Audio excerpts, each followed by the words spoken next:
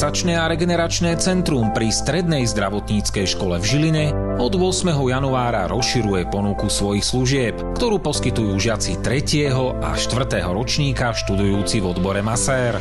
Okrem už tradične ponúkaných a vami obľúbených techník, ako sú klasická masáž, reflexná masáž, manuálna a prístrojová lymfodrenáž, ponúkame nové procedúry, ktoré priaznivo ovplyvňujú váš zdravotný stav. Ošetrenie mäkkých štruktúr pohybového aparátu. Táto technika ponúka veľmi účinný spôsob práce s kožou, podkožím, svalovými obalmi a svalmi. Technika sa vykonáva bez použitia masážneho prostriedku, najčastejšie v oblasti chrbta, šie a končatín. Mäkkými technikami sa odstraňujú bariéry v tkanivách. Ultrazvuková liečba. Pri aplikácii ultrazvuku nastáva hlboko v tkanivách mikromasáž so súčasným zahrievaním pri prieniku 2 až 6 cm.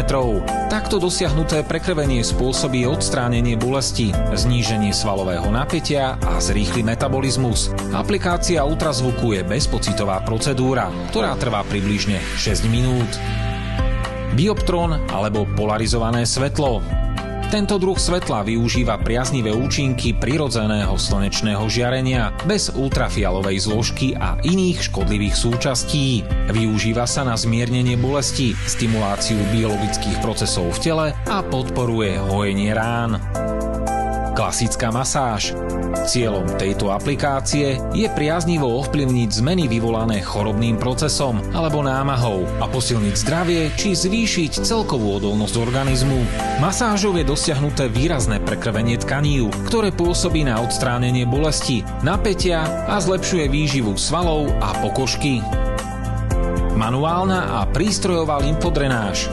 Manuálna lymfodrenáž je jemná masáž v pomalom tempe, bez masážneho prostriedku, ktorá pomáha zlepšiť tok lymfy a odstraňuje lymfatický opuch. Prístrojová lymfodrenáž je doplnkom manuálnej lymfodrenáže, pri ktorej sa používajú špeciálne viackomorové návleky. Pre bližšie informácie o ponúkaných službách, ako aj ceník, nájdete na stránkach Strednej zdravotníckej školy v Žiline.